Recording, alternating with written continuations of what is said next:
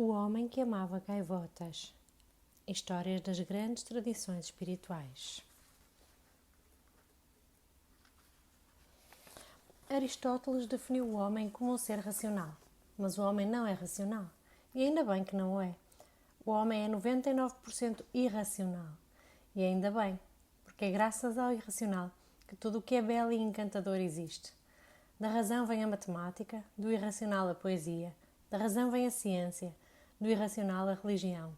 Da razão vem o mercado, o dinheiro, as rupias, os dólares. Do irracional vem o amor, o canto, a dança. Ainda bem que o homem não é um ser racional, o homem é irracional. Já se tentou elaborar muitas definições. Eu gostaria de dizer que o homem é o único animal que cria boatos. Ele cria mitos e todos os mitos são boatos, puranas. Ele cria religiões e mitos, histórias acerca da existência. Desde que a humanidade existe, que o homem tem vindo a criar mitologias belíssimas. Ele criou Deus, criou um Deus que criou o mundo. Criou mitos belíssimos, ele tece. Está sempre a tecer e a entrelaçar novos mitos. É um animal que cria mitos e a vida seria terrivelmente aborrecida se não tivesse rodeada de mitos. É esse o problema da época moderna. Os velhos mitos foram abandonados. Os tolos dos racionalistas argumentaram demasiado contra eles. Os mitos foram abandonados porque não têm maneira de se defender de argumentos. São muito vulneráveis e delicados. Se se interfere com um mito, ele fica destruído. E ao destruir um mito, estás a destruir algo muito belo no coração humano. Não se trata do mito, pois este é apenas simbólico, mas as raízes que cria no coração são profundas. Se se matar o mito, mata-se o coração. Agora, um pouco por todo o mundo, os novos racionalistas que mataram todos os mitos sentem que a vida não tem sentido.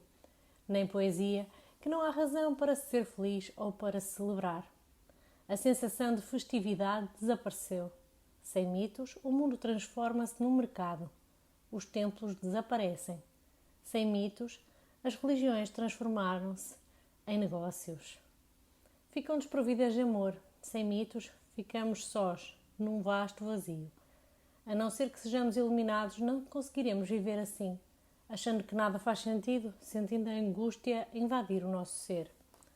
Cometeremos todos o suicídio das mais diversas formas, através das drogas, álcool, sexo, seja o que for, para nos afogarmos e esquecermos de nós próprios, pois a vida parecerá não ter sentido. Os mitos dão sentido à vida.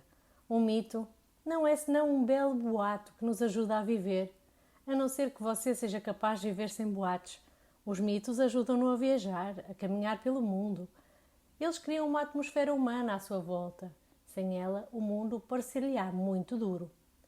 Pensa só em como os indianos vão até aos rios, até aos Ganges, em adoração. É um mito. Ganges não passa de um rio. Mas, graças ao mito, o Ganges transforma-se na mãe. E quando o hindu vai até lá, sente um grande prazer. A pedra de Meca, a Kaaba, não passa de uma pedra. É um cubo. E por isso que se chama Kaaba. Pois Kaaba quer dizer cubo. Mas nem imagina o que sente um muçulmano quando vai a Kaaba. Sente uma energia tremenda. Não é que a Kaaba faça alguma coisa. Ela não faz nada. É só um mito. Mas quando ele beija a pedra, deixa de caminhar na terra. Entrou para outro mundo, o mundo da poesia. Quando ele caminha à volta dela, está a caminhar à volta de Deus. Por todo o mundo, os muçulmanos rezam virados para a Kaaba, dependendo de onde se encontram. Um muçulmano em Inglaterra está virado para a Kaaba, o outro na Índia está também virado para a Kaaba, outro no Egito virar-se-á igualmente nessa direção. 5 vezes por dia, todos os muçulmanos do mundo rezam, de todas as partes do mundo, estão a olhar para Kaaba. Kaaba torna-se então o centro do mundo. É um mito, um belíssimo mito. Nesse momento, o mundo inteiro está rodeado de poesia. Os seres humanos dão sentido à vida e é para isso que servem os mitos. O homem é o único animal que cria boatos. Boatos pequenos acerca dos vizinhos ou das mulheres dos vizinhos. Boatos grandes acerca do universo e de Deus, mas as pessoas divertem-se com isso. Há uma história que eu adoro e, como muitas vezes, é uma história judaica. Numa certa aldeia, há muitos séculos, vivia um rabi. Quando havia problemas na aldeia, o rabi ia até à floresta. Fazia um sacrifício, rezava, cumpria o ritual e dizia a Deus: salva-nos desta calamidade. E a aldeia era sempre salva. Quando o Rabi morreu, sucedeu-lhe um outro. Voltou a haver problemas na aldeia. As pessoas reuniram-se todas. O Rabi foi até à floresta, mas não conseguiu encontrar o local certo. Por isso disse a Deus: não sei o local exato onde o velho Rabi fazia as suas preces, mas não interessa. Tu sabes onde é o local. Por isso cumprirei aqui o ritual. A aldeia ficou livre dos problemas e isso deixou as pessoas felizes. Este Rabi morreu e outro se lhe seguiu. De novo, uma calamidade ameaçava a aldeia. As pessoas juntaram-se. O Rabi foi até à floresta e disse a Deus: eu não sei bem a parte da floresta. Devo ir e não sei fazer o ritual, só sei rezar. Por isso, tu és omnisciente. Não ligues muito aos pormenores, está bem? Ouve só. E disse o que tinha a dizer a Deus, e a aldeia foi salva da calamidade. Depois também esse Rabi morreu e lhe sucedeu outro. Toda a aldeia se reuniu porque havia problemas. Estava a espalhar-se uma epidemia. E os aldeões disseram ao Rabi: vai até à floresta. É o que sempre se fez. Os antigos rabis iam sempre até à floresta. O Rabi estava sentado no seu cadeirão e respondeu: para que hei de ir à floresta? Deus consegue ouvir-me daqui? Nem sei onde fica a floresta. Por isso, olhou para o céu e disse a Deus: ouve, eu não sei qual é o local e não conheço o ritual, nem sequer sei a oração. O que eu conheço são as histórias todas de como o primeiro Rabi ia à floresta, tal como o segundo, o terceiro, o quarto. Vou contar-te a história. Sei que tu adoras histórias. Por favor, ouve a história e salva a aldeia. E ele contou a história dos outros rabis e diz que Deus gostou tanto da história que salvou a aldeia. Deus deve adorar histórias, pois ele próprio é um criador de mitos. Foi ele que começou a espalhar todos estes boatos. Sim, a vida é um boato, um breve boato, no silêncio eterno da existência. E o homem é o único animal que cria boatos. A não ser que se transforme num Deus, você tem de gostar de boatos. Das histórias de Rama e Sita, de Adão e Eva, de Rama Bharata, de histórias gregas, romanas, chinesas. Há milhões de histórias e são todas belíssimas. Se não as tentar tornar lógicas, elas poderão revelar-se tais interiores. Poderão desvelar mistérios interiores. Se as tentar tornar lógicas, estará a fechar portas e não terá acesso ao templo. São histórias de amor. Se as amar, elas revelar-lhe-ão os seus mistérios e há muita coisa escondida nelas. Tudo aquilo que a humanidade alguma vez descobriu está oculto em parábolas, porque Jesus falava através de parábolas e Buda falava através de histórias. Eles adoravam espalhar boatos. Capítulo 1. Na corda bamba. A história de dois criminosos e um rei.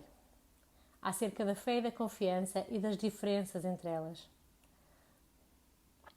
Um dia, quando os Hassiditas estavam sentados juntos em fraterna convivência, de cachimbo na mão, o Rabi Israel juntou-se a eles. Visto que ele era tão amigável, eles perguntaram-lhe: diz-nos, caro Rabi, como poderemos servir Deus? O Rabi ficou surpreendido com a pergunta e respondeu: como querem que eu saiba? Mas contou-lhes de seguida esta história. Eram uma vez dois amigos do rei, ambos culpados de um crime. Visto que gostava muito deles, o rei queria ser misericordioso com os, mas não os podia absolver, pois nem a palavra de um rei pode ser mais forte do que a lei. Por isso decidiu o seguinte: que uma corda fosse esticada sobre um abismo e dois amigos do rei teriam de caminhar sobre ela.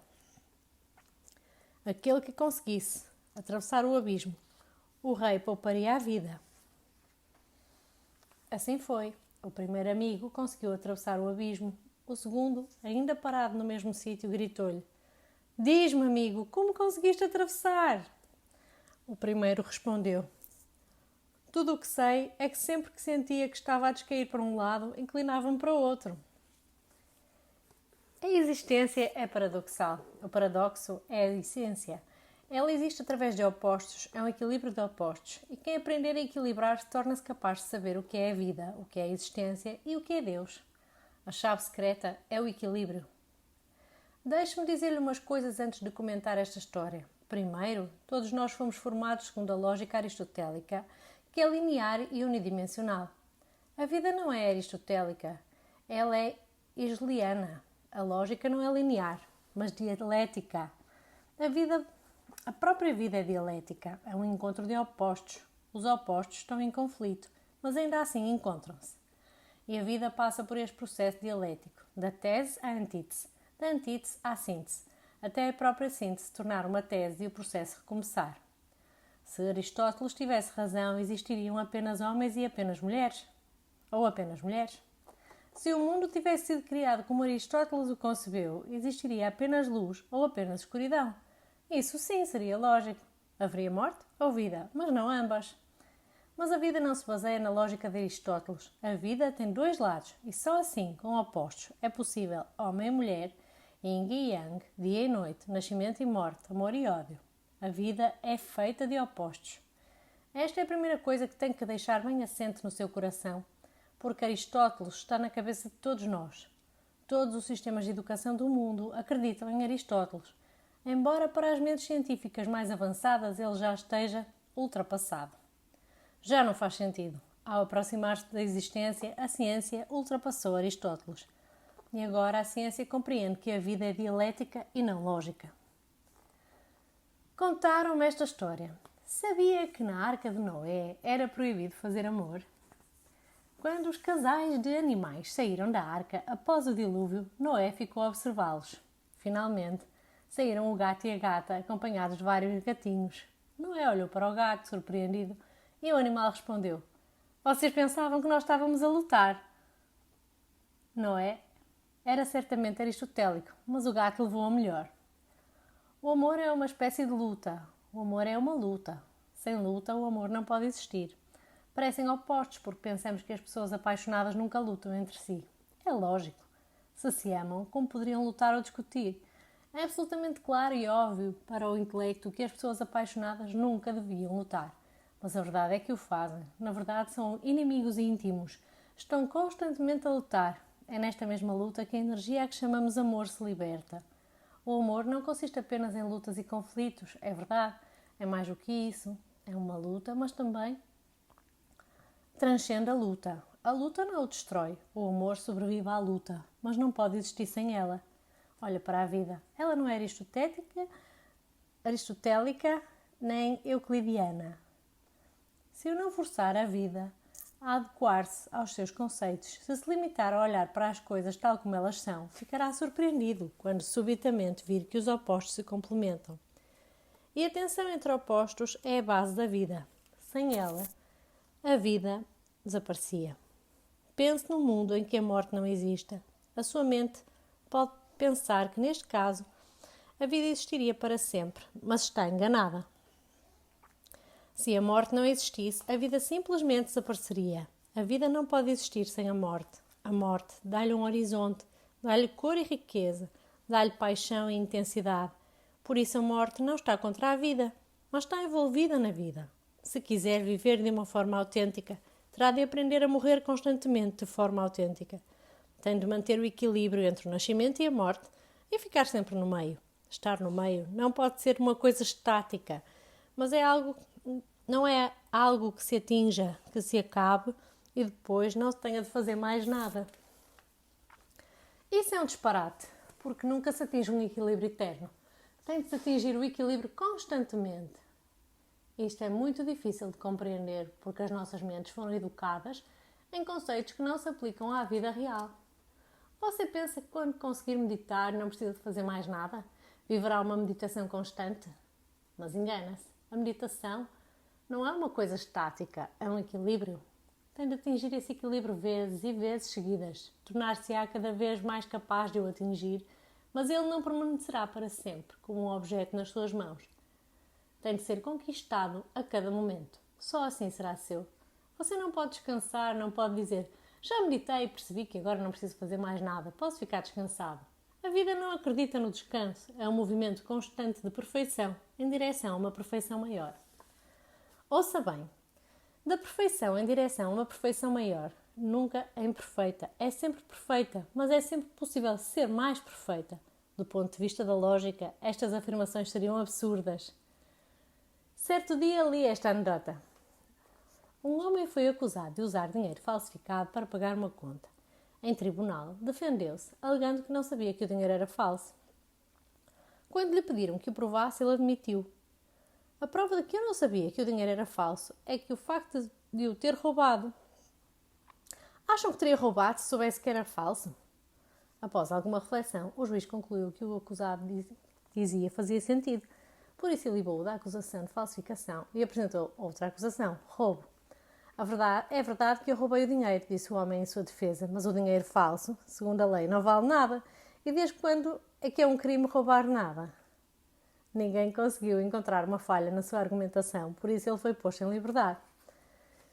Mas na vida, a lógica não serve, não se escapa assim tão facilmente. Você pode escapar de uma armadilha legal de uma forma legal e lógica, porque a própria armadilha tem por base a lógica aristotélica.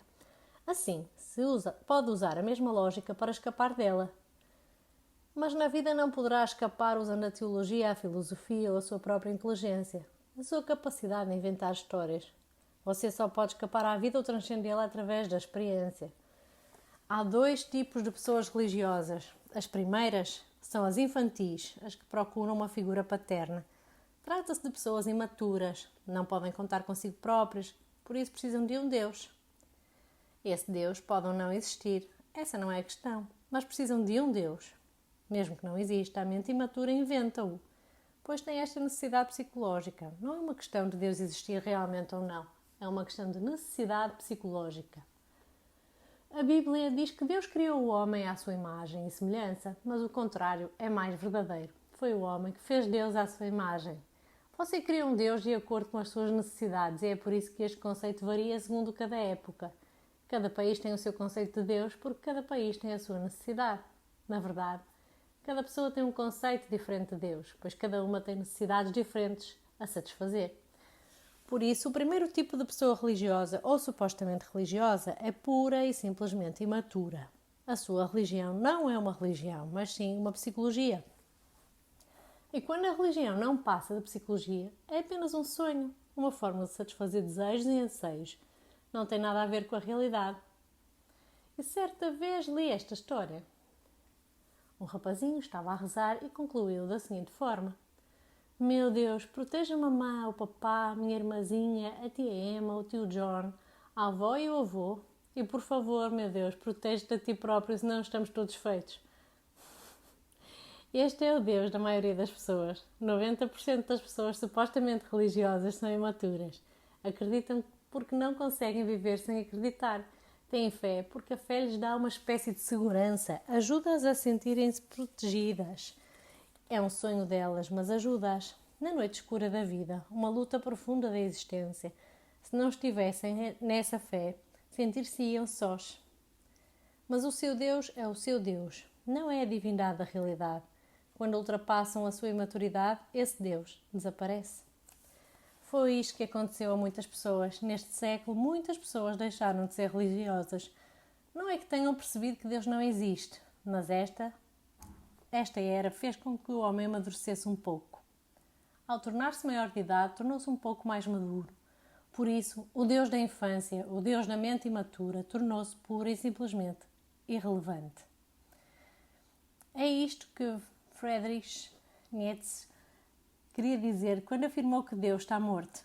Não é a divindade que está morta, é o Deus da mente imatura que morreu. Na verdade, dizer que Deus morreu não é muito correto, porque esse Deus nunca chegou a estar vivo. A forma correta de o exprimir seria dizer que Deus deixou de ser relevante. O homem pode contar mais consigo próprio. Não precisa da fé, das muletas da fé. Por isso as pessoas foram perdendo cada vez mais o interesse pela religião. Tornaram-se indiferentes àquilo que se passa na igreja. Tornaram-se tão indiferentes que nem sequer tentam refutar a religião. Se você lhes perguntar se acreditam em Deus, é provável que respondam: tanto faz, é indiferente que ele exista ou não, não me interessa muito. Só por boa educação são capazes de lhe dizer: se você próprio for crente, que também acreditam, e se você não acreditar em Deus, também concordarão consigo, mas deixou de ser um motivo de preocupação. Este é o primeiro tipo de religião. Existiu durante séculos e está a ficar cada vez mais datado, mais fora de moda. O seu tempo acabou.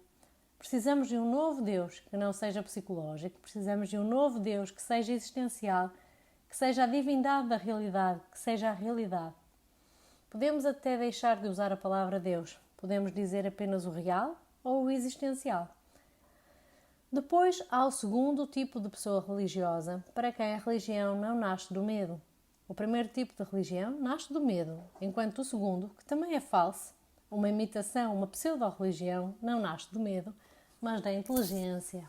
Trata-se de pessoas muito espertas, que estão constantemente a inventar teorias, que são muito versadas em lógica, em metafísica, em filosofia. Criam uma religião que não passa de uma abstração. É um belíssimo artefacto da inteligência, do intelecto e da filosofia, mas nunca penetra a vida, não toca em parte alguma da vida. É sempre uma conceptualização abstrata. Certa vez, Mullah Nasruddin disse-me: nunca fui aquilo que devia ter sido. Roubei galinhas e melancias, apanhei grandes bebedeiras, andei à luta, aos socos e navalhadas. Mas há uma coisa que nunca fiz. Apesar de ser mau como aos diabos, nunca perdi a minha religião. Mas que tipo de religião é esta que não tem qualquer impacto na sua vida? Você acredita, mas essa crença nunca entra na sua vida, nunca a transforma. Nunca se torna uma parte intrínseca de si, nunca circula no seu sangue, nunca respira consigo, nunca bate no seu coração. É perfeitamente inútil.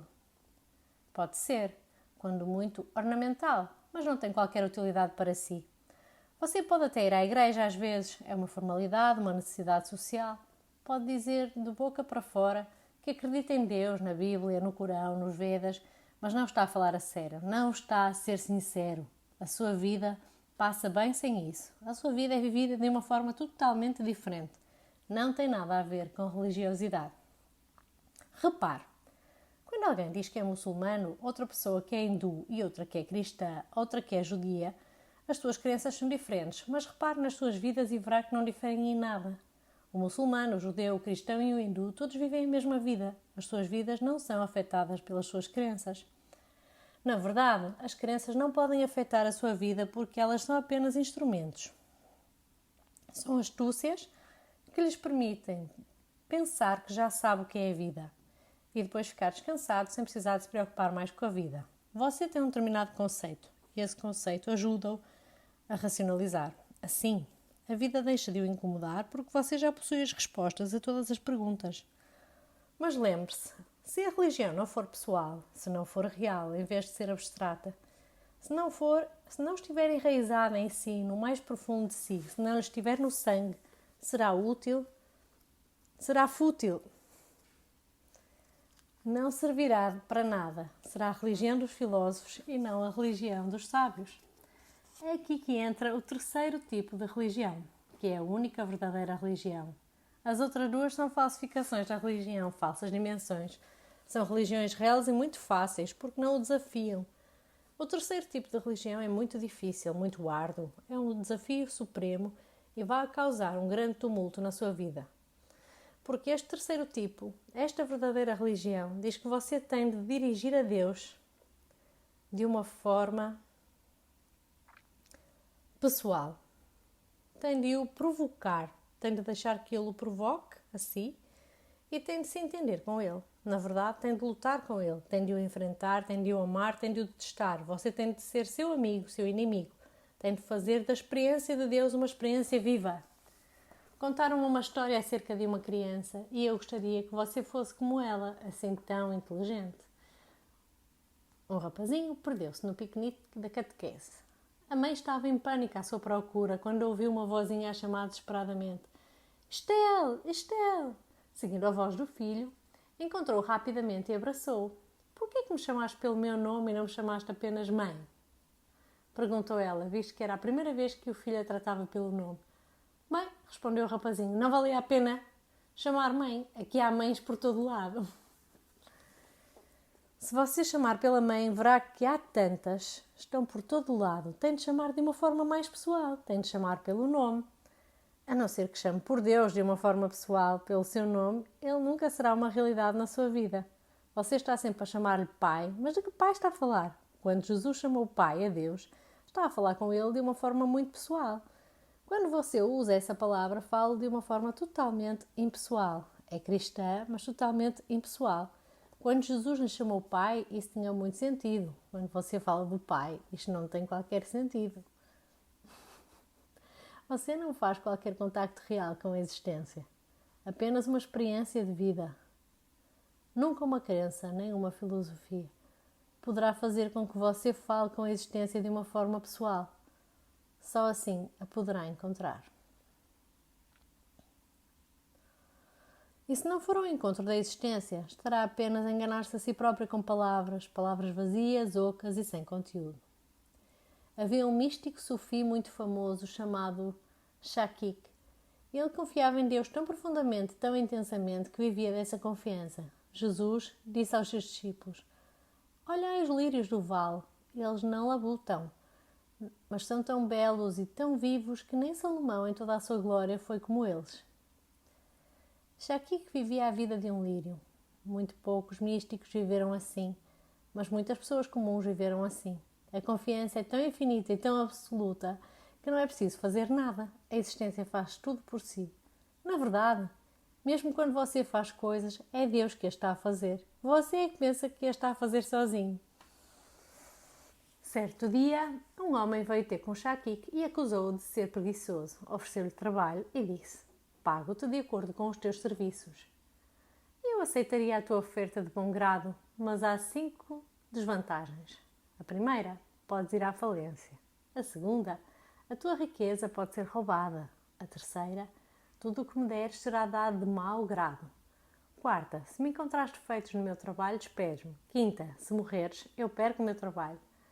Respondeu Shakik e acrescentou: acontece que já tenho um mestre que não tem qualquer uma destas imperfeições. Isto é que é confiança. Se confiar na vida, não terá nada a perder. Mas esta confiança não pode ter origem na indoutrinação. Não pode ter origem na educação, em sermões, ou estudos, ou no pensamento. Essa confiança só pode vir de experimentar a vida em todos os seus opostos, contradições e paradoxos. Quando encontrar um equilíbrio no meio de todos os paradoxos da vida, surgirá a confiança. A confiança é o perfume do equilíbrio, a sua fragrância. Se quiser verdadeiramente atingir esta confiança, terá de se libertar de todas as suas crenças. Elas não o ajudarão. Uma mente cheia de crenças é uma mente estúpida, mas é uma mente que confia, é feita de pura inteligência. Uma mente cheia de crenças é medíocre, mas uma mente que confia torna-se perfeita. A confiança conduz à perfeição. E a diferença entre crença e confiança é simples. Não estou a falar do sentido literal destas palavras, do significado que vem no dicionário. Os dicionários podem até dizer que crença é sinónimo de confiança, que confiança é sinónimo de fé e que fé é sinónimo de crença. Mas estou a falar do seu significado ao nível da existência. Ao nível existencial, a crença é algo de emprestado, mas a confiança é algo que lhe pertence. Você acredita nas crenças, mas há sempre alguma dúvida subjacente a elas.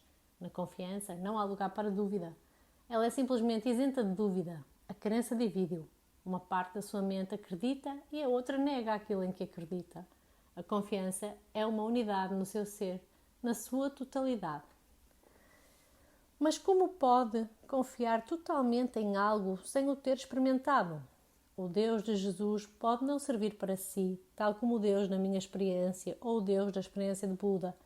Tem de partir da sua experiência.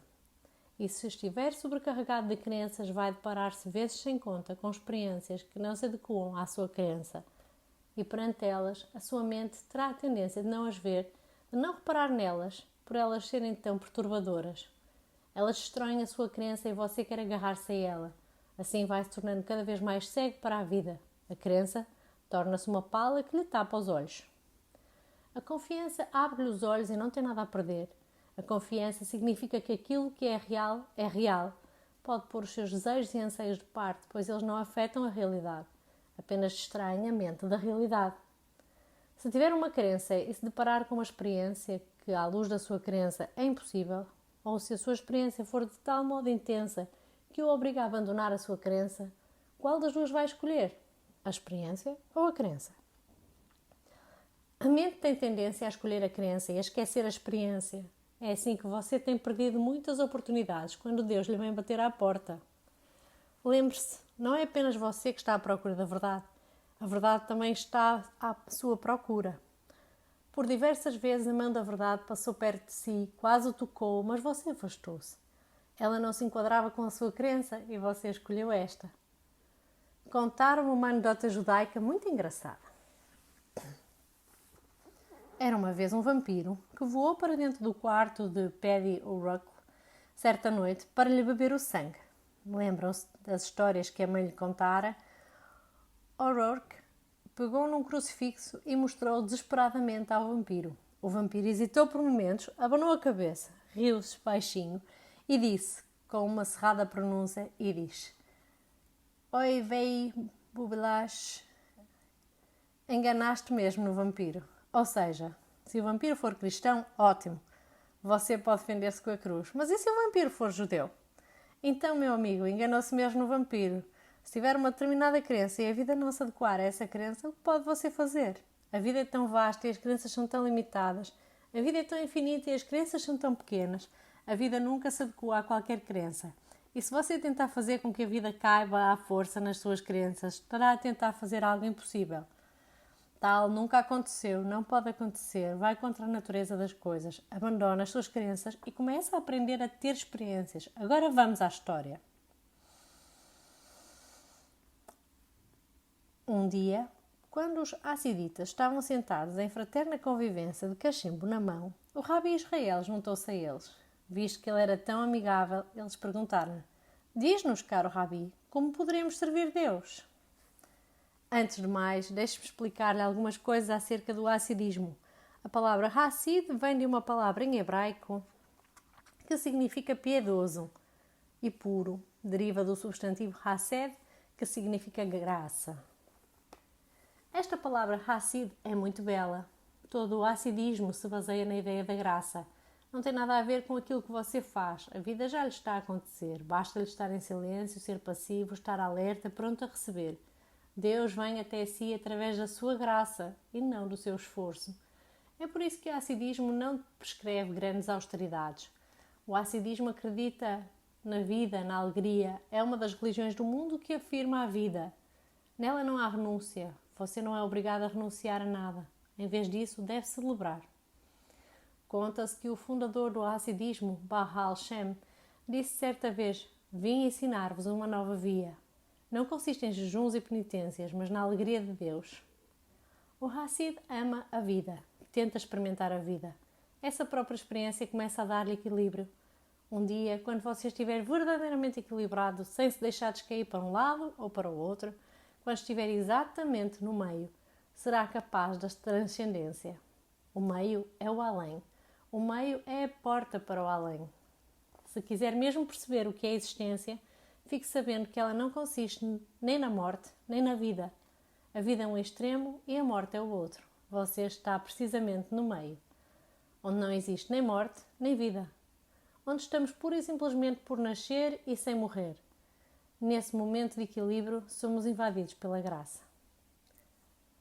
Gostava que todos vocês foram capazes de receber a graça. Gostava que aprendessem esta ciência, esta arte do equilíbrio.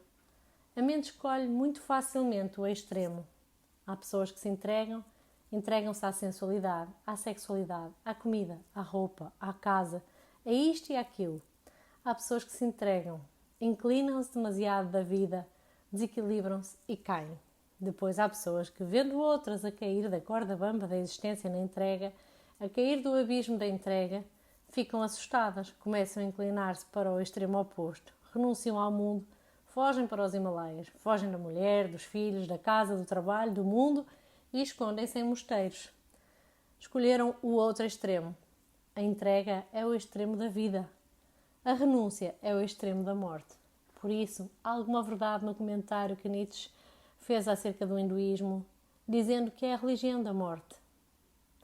Há alguma verdade naquilo que Nietzsche disse acerca de Buda, que ele parecia ser suicida. A verdade é que você pode ir de um extremo ao outro.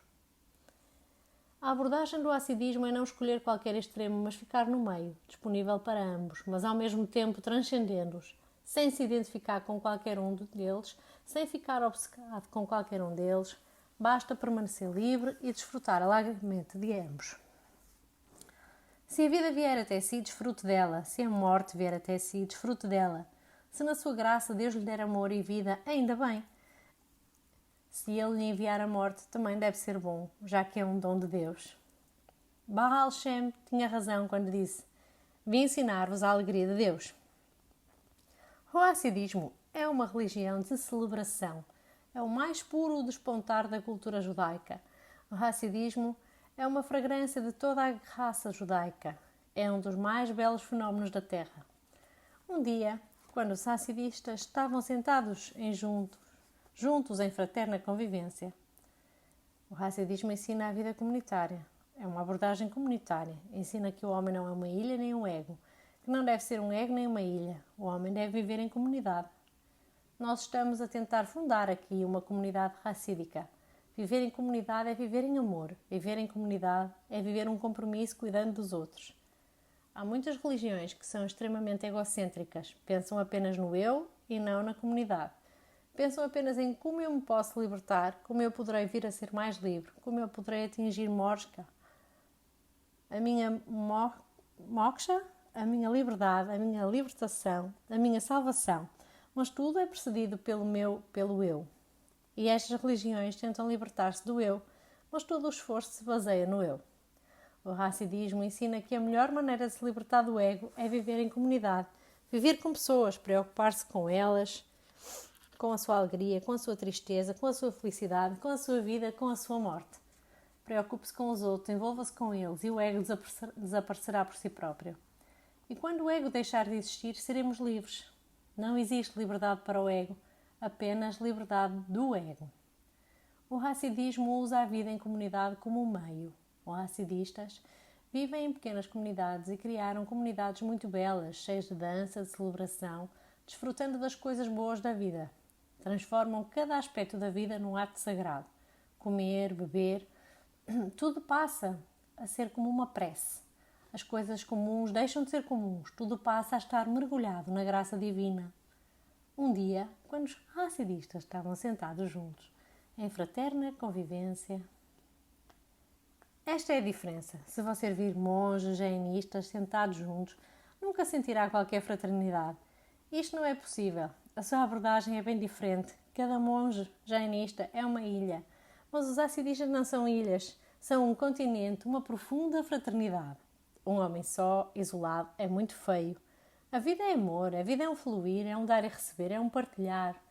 Você pode ir até um mosteiro onde vivem os monges jainistas e observá-los.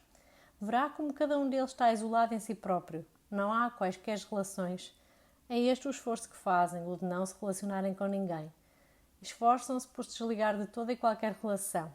Mas quanto mais você se desligar da comunidade da vida, mais morto estará. É muito raro encontrar um monge jainista que ainda esteja vivo. E eu sei isso muito bem, porque nasci jainista e tenho-os vindo a observar desde a minha infância. Ficava muito surpreendido. Que calamidade terá acontecido a estas pessoas, pensava eu. O que se passa com elas? Estão mortas? São cadáveres? Se você não as observar com ideias pré-estabelecidas, pensando que se trata de grandes santos, se as observar sem grande ideia pré-concebida, ficará pura e simplesmente confuso. Que doença! Que mal aconteceu a estas pessoas? Elas são neuróticas. A sua preocupação consigo próprias tornou-as neuróticas. A comunidade perdeu todo o sentido para elas, mas não há sentido fora da comunidade. Lembre-se, quando você ama alguém, não está apenas a dar amor. Ao dá-lo, está também a receber. Está também a crescer. Quando o amor começa a fluir entre si e a outra pessoa, ambos ganham com isso. E nessa troca de amor, o vosso potencial concretiza-se. É assim que a autorrealização acontece. Se você amar mais, crescerá mais. Se amar menos, crescerá menos. Você é sempre proporcional ao seu amor. A dimensão do seu amor é a dimensão do seu ser. Ora, então, um dia, quando os hasidistas estavam sentados juntos em fraterna convivência, de cachimbo na mão, alguma vez imaginou um santo de cachimbo? De cachimbo na mão, o Rabi Israel juntou-se a eles. A vida cotidiana tinha de ser santificada. Até mesmo o ato de fumar cachimbo. Pode-se fumar de uma forma muito reverente, como se fosse uma oração. Não é tanto aquilo que se faz. Você pode ir a um templo ou uma mesquita e rezar de uma forma pouco reverente. Depende de si, depende da qualidade da sua oração, mas pode comer, beber, fumar e fazer todas estas pequenas coisas imundanas com tanta gratidão que elas se transformam em oração. O mais importante é perceber que não se trata daquilo que faz. Pode tocar nos pés de alguém de uma forma pouco reverente Isso não terá sentido nenhum, mas pode fumar de uma forma tão reverente que esse ato se transforma numa oração e chega a Deus. É muito difícil para as pessoas que têm ideias fixas acerca da religião e da espiritualidade compreender isto, mas gostava que você se tornasse mais flexível. Não tenha ideias fixas. Repare, de cachimbo na mão, o Rabi Israel juntou-se a eles. Visto que ele era tão amigável, eles perguntaram-lhe: diz-nos, caro Rabi, como podemos servir Deus? É verdade, só se pode fazer perguntas num ambiente de amabilidade. E é apenas num ambiente de amabilidade que se pode responder a estas perguntas. Entre mestre e discípulo há uma profunda amizade. É uma ligação amorosa. Tanto o discípulo como o mestre têm de esperar pelo momento certo. Quando a amizade estiver a fluir, quando não houver obstáculos, quando as coisas puderem ser ditas. Por vezes, mesmo sem se responder, pode dar-se uma resposta. Mesmo sem falar, pode-se transmitir uma mensagem. O Rabi ficou surpreendido com a pergunta e respondeu: como querem que eu saiba? Na verdade, essa é a resposta que dão todos os sábios. Como querem que eu saiba? Como servir Deus? Que pergunta tão complexa! Não mereço responder a ela, disse o mestre. Como querem que eu saiba? Não se pode saber nada acerca do amor, não se pode saber como servir Deus. É muito difícil. Mas contou-lhes de seguida esta história. Primeiro, ele diz, como querem que eu saiba? Primeiro diz que não é possível saber-se tais coisas. Primeiro diz que não pode transmitir conhecimentos acerca de tais coisas. Primeiro diz que não pode ensinar tais coisas. É impossível. Mas depois conta a sua história. Contar uma história completamente diferente de falar em termos teóricos. Uma história mais viva e mais expressiva. Não diz muito, mas mostra bastante. E todos os grandes mestres usaram histórias, parábolas, anedotas. Tal acontece porque quando se diz uma coisa diretamente, está-se a matar o sentido. A expressão direta é demasiado primitiva, grosseira e feia. A parábola diz o mesmo, mas de uma forma muito indireta. Faz com que as coisas sejam mais suaves, faz com que tudo seja mais poético, menos lógico, mais próximo da vida, mais paradoxal. Não é possível usar silogismos para explicar Deus. Não o podemos mostrar com argumentações, mas podemos contar histórias. E o povo judaico é um dos povos mais ricos do mundo em termos de parábolas. Jesus era judeu e contou algumas das mais belas parábolas de sempre. Na verdade, não existe muita filosofia judaica, mas os judeus têm belíssimas parábolas filosóficas. Dizem muito, sem sugerir nada diretamente, elas criam uma atmosfera. Nessa atmosfera, as coisas podem ser compreendidas. É essa a estratégia da parábola. Mas contou-lhes de seguida esta história. Primeiro, diz ele, como querem que eu saiba? Primeiro nega pura e simplesmente a própria possibilidade de conhecer. Um filósofo diria, sim, eu sei. E depois apresentaria uma teoria em afirmações claras, lógicas, matemáticas, silogísticas e argumentativas.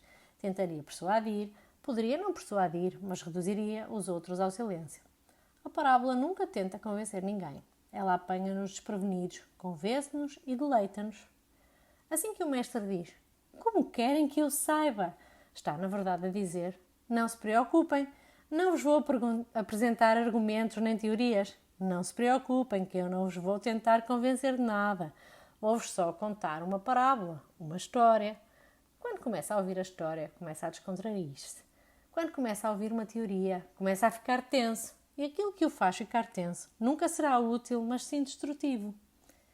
Era uma vez 2 amigos do rei, ambos culpados de um crime. Visto que gostava muito deles, o rei queria ser misericordioso com os 2, mas não os podia absolver, pois nem a palavra de um rei poderia ser mais forte que a lei. Por isso, decidiu o seguinte, que uma corda fosse esticada sobre um abismo e os 2 amigos do rei teriam de caminhar sobre ela. Aquele que conseguisse atravessar o abismo, o rei pouparia a vida. A parábola tem uma atmosfera muito caseira, como se fosse a sua avó a contar-lhe uma história de embalar. As crianças estão sempre a pedir para ouvir histórias, porque isso as ajuda a descontrair e a adormecer. Uma história é muito relaxante e não pressiona a mente. Na verdade, começa a mexer com o coração. Se ouvir uma história com a cabeça, ela será desperdiçada. Assim, nunca a conseguirá compreender, pois ela tem de ser compreendida com o coração. E é por isso que os povos de raças e de países muito intelectuais não entendem as anedotas mais divertidas. Por exemplo, os alemães. Eles não compreendem, são um povo. São um dos povos mais inteligentes do mundo, mas não têm muitas anedotas. Um homem estava a dizer a um alemão: ouvi isto de passagem, que tinha ouvido uma anedota engraçadíssima sobre alemães. Lembre-se de que eu sou alemão, disse o outro. Não se preocupe, disse o homem, eu conto-a muito, muito devagar. É incrível, a Alemanha é a pátria dos professores, dos lógicos de Kant, Hegel e Feuerbach. E os alemães estão os alemães sempre pensaram com a cabeça. Eles cultivaram a cabeça, criaram grandes cientistas, lógicos e filosóficos, mas escapou-lhes alguma coisa. Na Índia também não temos muitas anedotas. Há uma grande pobreza de espírito. Não se consegue encontrar uma única anedota especificamente hindu. Todas as anedotas que circulam na Índia são emprestadas do Ocidente. Não existem anedotas indianas. Pelo menos nunca ouvi nenhuma. E pode ter a certeza de que eu já ouvi praticamente todas as anedotas do mundo. Não existe nenhuma anedota especificamente hindu. E porquê? Uma vez mais, porque se trata de pessoas muito intelectuais. Sempre teceram teorias, dos Vedas aos Sarvapali, Radharkrishnan. Não têm feito outra coisa senão teorias e mais teorias e envolvem-se tão profundamente nessa atividade que se esqueceram de como se conta uma bela história ou uma anedota. Quando o Rabi começou a contar esta história, os discípulos devem ter-se descontraído e concentrado. Essa é a grande beleza de uma história. Quando lhe contam uma história, você fica atento, mas sem estar tenso. Pode estar descontraído e ao mesmo tempo atento. Quando ouve uma história, entra numa espécie de estado passivo de atenção. Quando ouve uma teoria, fica muito tenso, porque sabe que se perder uma só palavra não compreenderá nada. Fica mais concentrado. Ao ouvir uma história, fica mais meditativo. Não há muito a perder. Mesmo que não ouça uma outra palavra, não perde grande coisa, pois se captar o sentido essencial da história, conseguirá compreendê-la. Ela não depende muito de palavras. Os discípulos devem ter ficado bastante descontraídos e o mestre contou a sua história. Por isso, decidiu o seguinte, que uma corda fosse esticada sobre um abismo e os dois amigos do rei teriam de caminhar sobre ela. Aquele que conseguisse atravessar o abismo, o rei pouparia a vida. Repare, esta frase é muito fértil. Aquele que conseguisse atravessar o abismo, o rei pouparia a vida. Jesus disse muitas vezes aos discípulos: segui-me se quiseres viver em abundância. Se quiseres viver em abundância, vinde comigo. Mas a vida em abundância só acontece às pessoas que ultrapassam o nascimento e a morte, que ultrapassam a dualidade, que chegam à outra margem. A outra margem, o outro lado, são apenas símbolos do transcendente, são apenas uma pista. Não se diz nada específico, dá-se apenas uma pista. E a história continua. Assim foi. E o primeiro amigo conseguiu atravessar o abismo. Ora bem, estes são os dois tipos de pessoas que existem. Primeiro, há o tipo de pessoas que atravessa sem problemas. Normalmente, nós gostamos de saber como se faz isso de caminhar numa corda bamba. Uma corda bamba sobre um abismo é uma coisa perigosa. Gostamos de saber como fazer. Quais os meios, quais as técnicas, qual o caminho. Queremos saber como é possível. Qual é a técnica? Deve haver uma técnica, mas há séculos que as pessoas andam na corda bamba. O primeiro amigo do rei pura e simplesmente atravessou o abismo sem fazer perguntas, sem sequer esperar pelo outro. Essa é uma tendência natural, deixar os outros irem à frente. Isso permite-nos ficar a ver e a observar o que pode vir a ser-nos útil, mas em vez disso, o primeiro foi em frente. Deve ter sido um homem com muita confiança, uma confiança sem ligar para dúvidas. Deve ter sido um homem que aprendeu uma coisa na vida, que a única maneira de viver é vivendo, experimentando. Não há outra maneira. Não se pode aprender a andar na corda bamba, vendo apenas os acrobatas a fazê-lo. Não, nunca. Porque não é como uma técnica que se possa observar de fora. É um equilíbrio interior que apenas quem caminha na corda bamba conhece. Não pode ser transferido. O acrobata não pode simplesmente falar-lhe acerca disso. É algo que não se pode verbalizar. Nenhum acrobata pode explicar a outra pessoa como faz o que faz. Se você souber andar de bicicleta, consegue explicar a outra pessoa como se faz? Sabe que é uma questão de equilíbrio, é mais ou menos como andar na corda bamba. São duas rodas em linha, no entanto você anda depressa e com confiança. Se alguém lhe perguntar como se faz, será que se consegue reduzir isto a uma fórmula como o H2O? Pode reduzi-la a uma máxima? Você não pode dizer, este é o princípio, eu sigo este princípio. Em vez disso, diz, a única forma de aprenderes é sentar-te no selim e eu ajudo-te a andar. É natural que caias algumas vezes e depois saberás que a única forma de saberes é sabendo. A única forma de aprender a nadar é nadando, com todos os perigos que isso implica. O primeiro amigo do rei deve ter compreendido profundamente uma coisa, que a vida não é um manual. Ninguém lhe pode ensinar, tem de ser você a experimentar. E deve ter sido um homem muito consciente. Ele não hesitou. Limitou-se a caminhar como se toda a vida tivesse andado na corda bamba. Mas nunca o tinha feito antes. Era a primeira vez. Mas para um homem consciente, tudo acontece pela primeira vez. E um homem consciente consegue fazer as coisas, mesmo aquelas que faz pela primeira vez, na perfeição. A sua eficiência não tem origem no seu passado, mas nasce do seu presente. Lembre-se bem disto. Há duas maneiras de fazer as coisas. Pode fazer-se uma coisa porque a fez antes, por isso sabe fazê-la, nem precisa de estar presente, é tudo mecânico. Ou se a fizer pela primeira vez, tem de estar muito atento, porque não se pode basear numa experiência passada. Por isso não pode confiar na memória, tem de confiar na consciência.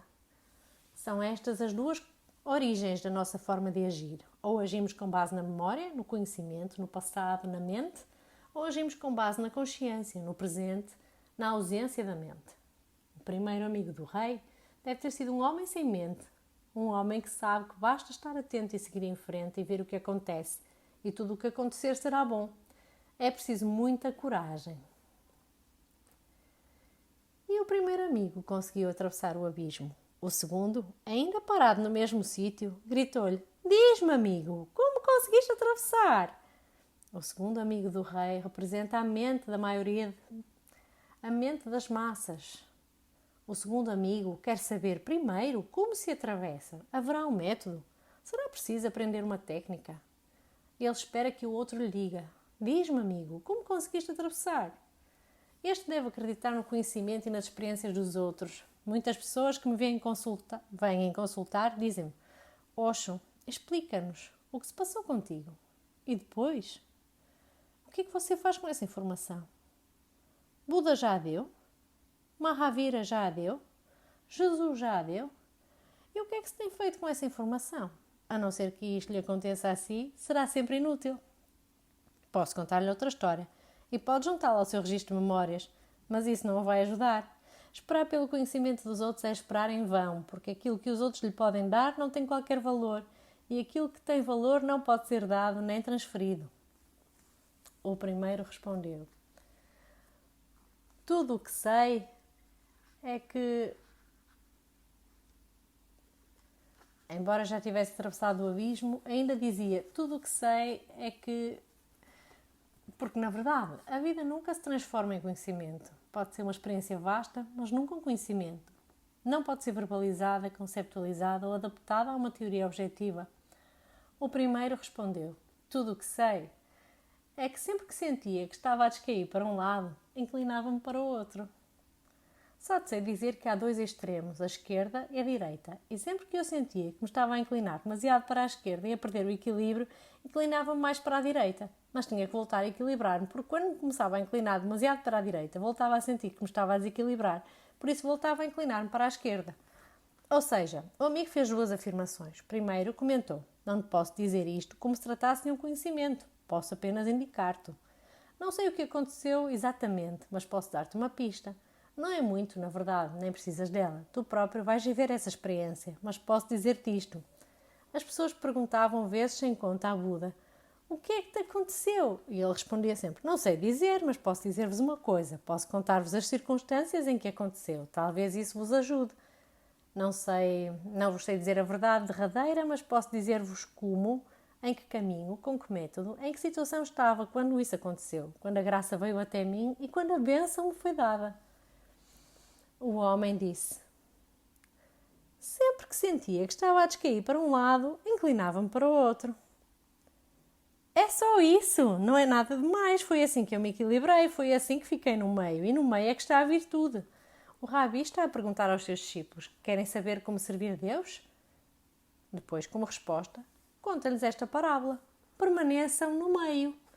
Não se entregue demasiado, não renuncie demasiado. Não fique no mundo e não renuncie a ele. Vá mantendo o equilíbrio. Quando sentir que se está a entregar demasiado, incline-se para a renúncia. Quando sentir que se está a renunciar demasiado, que se está a transformar num asteta, incline-se de novo para a entrega. Fique no meio. Nas estradas indianas há sinais que dizem circula à esquerda. Na América, os sinais na estrada dizem circula à direita. Neste mundo só há 2 tipos de pessoas. Algumas circulam à esquerda, outras à direita. O terceiro tipo representa o ponto mais elevado da consciência e para este tipo de pessoas, a regra é circule no meio. Não o faça na estrada, mas no caminho da vida, circule no meio. Nunca à esquerda nem à direita, apenas no meio. E no meio tirar vislumbres do equilíbrio. Há um ponto, vai compreendê-lo, vai senti-lo. Há um ponto no qual você não se estará a inclinar para nenhum lado, mas estará precisamente no meio. Nessa fração de segundo, subitamente surge a graça e tudo está em equilíbrio. E é assim que se serve Deus. Fique em equilíbrio e estará a servir a Deus. Fique em equilíbrio e Deus estará ao seu alcance. E você estará ao alcance dele. A vida não é uma tecnologia, nem sequer uma ciência. A vida é uma arte. Ou melhor, devíamos chamar-lhe um palpite. Tem de se sentir. É como andar na corda bamba. O Rabi escolheu uma palavra muito bela, uma parábola muito bela. Nem sequer falou de Deus, nem de serviço. Na verdade, não respondeu de toda a pergunta diretamente. Os próprios discípulos devem ter-se esquecido da pergunta. Essa é a beleza das parábolas. Não dividem a sua mente em perguntas e respostas, mas dão um palpite de como as coisas são. A vida não tem técnicas. Lembre-se, a vida não é americana, não é uma tecnologia. A mente americana, ou melhor, a mente moderna, tende a transformar tudo em tecnologias. A mente moderna tem até a tendência de transformar a meditação numa tecnologia. Depois criam-se máquinas e todos começamos a perder o contacto com a vida. Lembre-se que há coisas que não podem ser ensinadas, só podem ser apanhadas. Eu estou aqui. Você consegue ver-me e ao olhar para mim vê um equilíbrio, um silêncio. É quase tangível.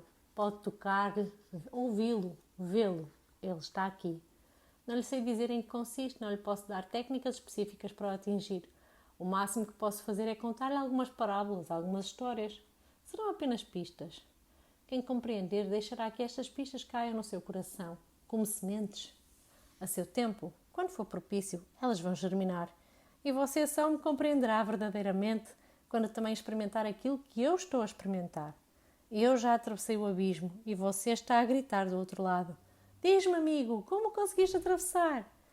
E só lhe sei dizer isto. Tudo o que sei é que sempre que sentia que estava a descair para um lado, inclinava-me para o outro. Fique no meio, esteja sempre atento para não perder o equilíbrio e o resto acontecerá por si. Se conseguir ficar no meio, estará disponível para Deus e para a sua graça. Se conseguir ficar no meio, tornar-se-á um Hassid. Poderá receber a graça. E Deus é a graça. Não pode fazer nada para o encontrar. Só pode fazer uma coisa. Não o impeça. Cada vez que você se inclina demasiado para um extremo, fica tão tenso que a própria tensão o torna rígido. Quando está no meio, a tensão desaparece e você torna-se líquido e deixa de impedir Deus.